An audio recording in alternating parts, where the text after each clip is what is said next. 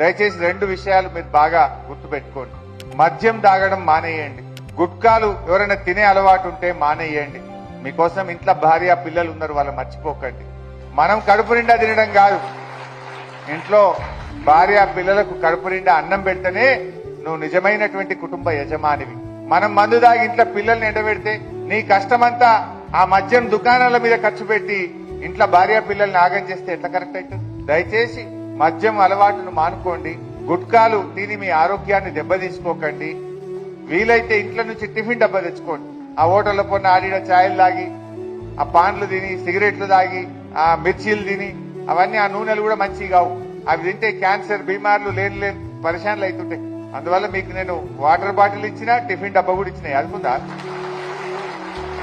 Water బాటిల్లో ఇంట్లో నీళ్లు నింపుకోండి, టిఫిన్ డబ్బాలో ఇంత సర్ది కట్టుకొని ఇంత మధ్యాహ్నం టైం దొరికినా చెట్టు కింద ఆపుకొని మీ ఇంటి భోజనం తింటే మీరు ఆరోగ్యంగా ఉంటారు, డబ్బు కూడా వృధా కాకుండా ఉంటుంది.